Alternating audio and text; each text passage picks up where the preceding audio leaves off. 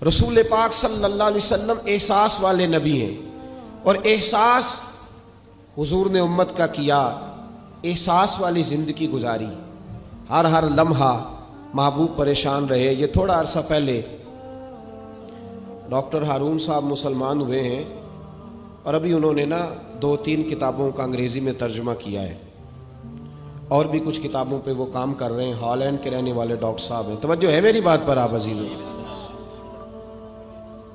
Doctor صاحب کہتے ہیں کہ میں نے یہ سنا تھا کہ مسلمان دہشت گرد ہیں، یہ بم بلاسٹ کرتے ہیں۔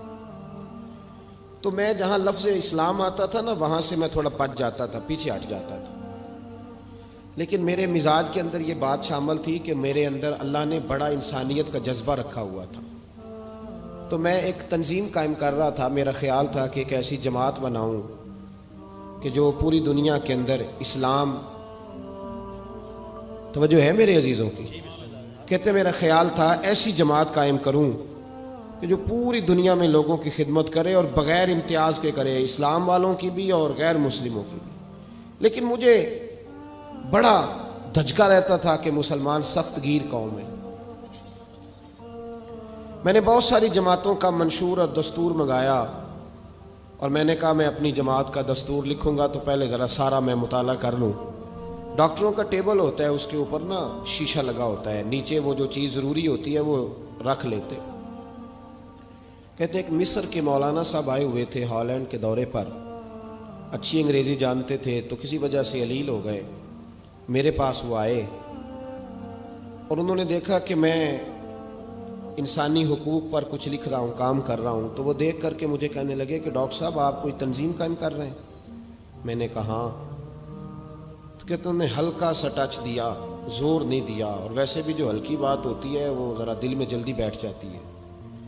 کہتے ہیں ہلکا سا ٹچ دیا، کہنے لگے اگر کبھی موقع ملے تو میرے نبی پاک کی بھی سیرت پڑھ کے دیکھیں، بس ہلکی سی بات، اور وہ جملہ چھوڑ گئے۔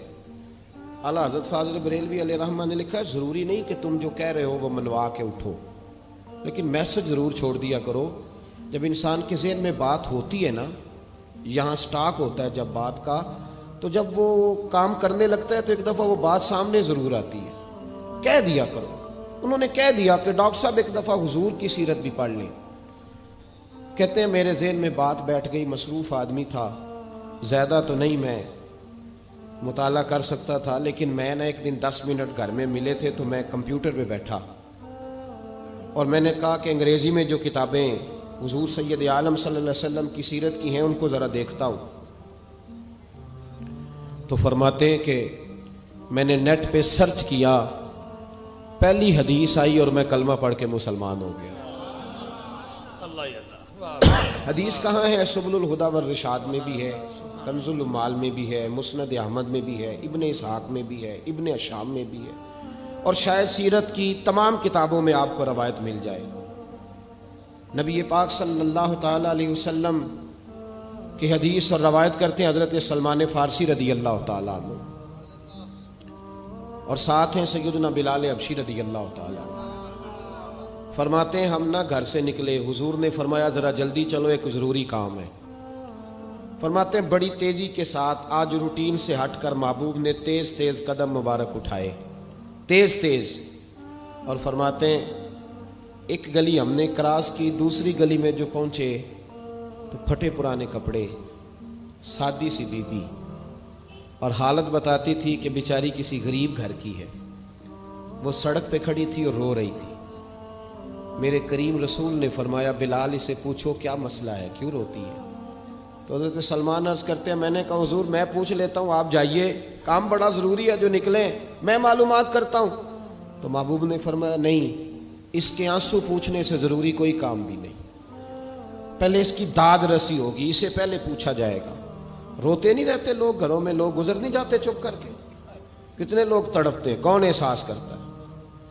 نبی پاک سید عالم صلی اللہ علیہ وسلم رکے اور اس خاتون سے پوچھا کیا بات ہے؟ اس نے کہا کہ بات کوئی بھی نہیں، میرا ایک ہی موٹا سا مسئلہ ہے۔ کہا وہ کیا؟ کہنے لگی میں غریب ہوں، اور غریبی بذات خود بہت بڑا گناہ ہوتی ہے، لوگ بڑا جرم سمجھتے ہیں اس کو، بذات خود میں نے شروع میں کہا نا کہ مذہبی سٹیج کی بھی صدارت غریب آدمی نہیں کر سکتا، کیونکہ غریب جو ہوا جہد کول دتھی ہونی انہیں نیڑے بہنا ہے نا جی، جہد کول نہیں انہیں تو پیچھے جا کے بہنا اینڈ تے کول کہڑا دتھی ہے۔ اس سٹیج پہ بھی غریب آدمی کی صدارت نہیں ممکن ہو ہی نہیں سکتا۔ میرے رسول پاک سید عالم صلی اللہ تعالی علیہ وآلہ وسلم نے فرمایا پہلے اسے پوچھو کیا مسئلہ ہے۔ وہ کہنے لگی میں غریب ہوں، بوڑھی ہو گئی ہوں، ساری زندگی غلامی میں گزاری ہے، تیل لینے آئی تھی 5 دینار کا، بوتل میں تیل بھروایا ہے، اور اب بوڑھی ہوں نا تو کمر درد کرتی ہے، پیر پیچھے موڑا ہے تو میں گری ہوں، تیل زمین پی گئی ہے، اب زمین تو واپس نہیں کرتی، لیکن واپس جاؤں گی تو ایک یہودی عورت کی ملازمہ ہوں، وہ درے سے مارے گی، کھال ادھیڑ دے گی، میں بڑی پریشان ہوں، اب نہیں مار کھائی جاتی، ہڈیاں بوڑھی ہیں، قربان جاؤں۔ حضرت بلال کو حضور نے حکم دیا، فرمایا دوڑ کے گھر جا 5 دینار لا۔ فرماتے ہیں 5 دینار لائے، تیل خرید کے دیا، وہ پھر رونے لگی۔ فرمایا آپ کیوں روتی ہے؟ اس نے کہا بتایا نا غریب ہوں، غریب کا جرم کوئی نہیں ہوتا، لیکن پیس دیا جاتا ہے، پھر بھی مار تو اب بھی پڑے گی، اب کیوں پڑے گی؟ تو عرض کرنے لگی محبوبہ مار اس لیے پڑے گی کہ دیر سے کیوں آئی ہے۔ تو میرے کریم رسول اور وہ بی بی حضور ابھی آئے ہیں مدینہ طیبہ، امام یوسف صالحی فرماتے ہیں ابھی آئے تھے حضور، سبل الہدیٰ والرشاد کے مصنف کہتے ہیں ابھی آئے تھے نبی پاک، وہ جانتی بھی نہیں تھی۔ تو سید عالم صلی اللہ تعالی علیہ وسلم نے فرمایا اچھا مار پڑے گی؟ کہا ہاں۔ او بھائی کونسلر جو کل آپ کو کہہ رہا تھا نا میں آپ کا خادم ہوں، کونسلر بے گناہ، بلکہ ہمارے ایس ایچ او صاحب اگر چودھری پہ پرچہ آ جائے تو اس کو ٹیلی فون کر کے پوچھتے ہیں صاحب جی تہاڈے خلاف درخواست آئی ہے، کی کرنا ہے؟ تو غریب آدمی بیچارہ، اس کی غلطی یہ تھی کہ وہ غریب تھا تو اس نے ریڑھی لگا لی چوک میں، اس کو دبوچ کے لے گئے، تینوں پتہ نہیں اتنے نہیں کھلوئی دا، تو اس کے پاس کل انویسٹمنٹ ہی 5000 تھی، سارا لے گئے۔ پھر وہ کونسلر صاحب کے پاس چلا گیا، سر میرے نال چلے آ جائے ذرا میں تھانے جانا ہے۔ انہوں نے کہا گڈی کرائی ہے، پیسے ہے نہیں ایویں تھانے جائیدا ہے۔ اب وہ گاڑی لایا ہے، پتہ نہیں کہاں سے لایا ہے، تھانے پہنچا ہے، اور یہ ہے ہمارا حال کہ وہ ایس ایچ او بھی بیٹھا ہے کرسی پہ اور کونسلر بھی کرسی پہ بیٹھا اور وہ غریب پیروں میں بیٹھا ہے اور ہاتھ باندھ کے کہہ رہا میری ریڑھی دے چھڈو، میریاں 4 دھیاں نے تو میں شامی کھانا کھڑنا ہے۔ کدھر گیا امت کا وہ ذوق؟ ساری زندگی نعتیں سننے والوں بتاؤ تو صحیح نعت نے تاثیر کیا دی ہے روح کو؟ اگر ابھی بھی گھاڑی غریب کے پاس کھڑی نہیں ہوتی تو پھر کیا اثر ہوا ساری زندگی نعت سننے کا؟ میرے مصطفیٰ کریم سید عالم صلی اللہ تعالی علیہ وسلم نے فرمایا اس خاتون سے یہاں کونسلر ساتھ نہیں جاتا، کہتا ہے کر دیا ٹیلی فون، سویرے 9 بجے پہنچ جانا۔ پر کائنات کی سب سے معزز شخصیت حضرت سیدنا بلال حبشی رضی اللہ تعالیٰ عنہ فرماتے ہیں میرے نبی پاک نے فرمایا بی بی چل میں تیرے ساتھ چلتا ہوں، گویا اللہ کی ساری رحمتیں اس کے ساتھ ساتھ چلنے لگی۔ اور آگے آگے نہیں، ساری کتابیں پڑھ لو، وہ پھٹے پرانے کپڑوں والی بی بی آگے آگے اور اللہ کے کریم رسول پیچھے پیچھے، ساری گلیاں اس نے پھرائی، مدینے کی صحرا آ گیا، ایک دروازے پہ دستک دی، سے مالکن آئی، وہ بی بی بعد میں کہتی ہے میں بھی بڑی ڈاڈی تھی، طاقت ہی نہیں تھی میرے سامنے کو کھڑا ہو سکے، لیکن جب میں باہر نکلی تو میں نے نور کے حالے میں لپٹی ہوئی ایک عظیم ہستی کو دیکھا۔ فرماتے محبوب کے گورے چٹے رنگ کے اوپر کالی زلفیں اور محبوب پاک کی مقدس آنکھیں جب تک بات کرتے رہے نظریں زمین پہ جھکی رہی۔ شرم و حیا والے رسول نے بڑے میٹھے، بڑے دھیمے، بڑے خوبصورت لہجے میں کہا، بریلی کے امام فرماتے ہیں نیچی نظروں کی شرم و حیا پہ درود، بڑے دھیمے لہجے میں فرمایا تیری نوکرانی ہے تیری؟ عورت کہتی ہے میں تو حضور کے جلووں میں محو ہو گئی کہ سادگی میں اتنا حسن میں نے دیکھا ہی نہیں، تیری نوکرانی ہے؟ کہا ہاں۔ تو میرے محبوب نے فرمایا بیچاری کی غلطی کوئی نہیں، اسے مارنا نا، اس سے تیل گر گیا تھا، نیا خریدتے دیر ہو گئی، رو رہی تھی تو میں سفارش کرنے آیا ہوں۔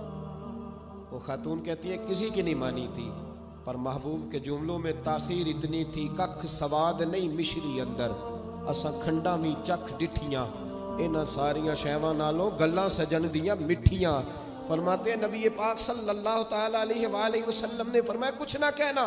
کہنے لگی نہیں کہتی، میرا وعدہ رہا، کچھ نہیں کہوں گی. اب میرے حبیب نے پھر نظر اٹھائی اور اس غریبنی کی طرف دیکھا اور فرمایا تو اگر کہے تو میں جاؤں، تو اگر کہے تو میں خود بھیک دیں، خود ہی کہے منگتے کا بھلا ہو، تو اگر کہے تو میں جاؤں. اس نے خراج پیش کیا تو چند آنسو گرائے. کہنے لگی محبوبہ جیسے بندہ نوازی.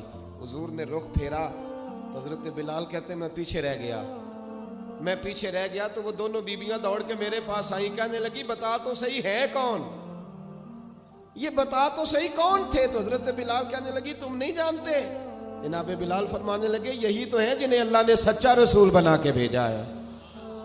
بیبیاں دوڑ کے آئیں. کہنے لگی محبوبہ دروازے تک آئے ہو تو خالی تو نہ لوٹاؤ، مہربانی فرماؤ ہمیں بھی کلمہ پڑھا دو. ڈاکٹر ہارون کہتے ہیں وہ بیبیاں وہاں کلمہ پڑھ رہی تھی اور میں حدیث پڑھ کے کلمہ پڑھ رہا تھا. بھائی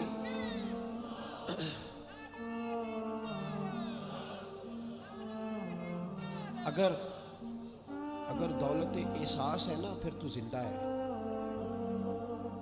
جو زندہ ہوتا ہے اس میں لچک ہوتی ہے، جو مر جاتا ہے وہ اکڑ جاتا ہے. اگر زندگی ہے تو پھر احساس ہونا چاہیے. اگر تیرے اندر زندگی ہے تو پھر احساس ہے، اور اگر تیرے اندر احساس نہیں رہا نا تو پھر زندگی زندہ دلی کا نام ہے. مردہ دل کیا خاک جیا کرتے، احساس سے مروت پیدا کر. تھوڑا سا دائیں بائیں بھی دیکھیں، تھوڑا پلٹ کر بھی دیکھیں کہ کہیں آپ کی ضرورت تو نہیں.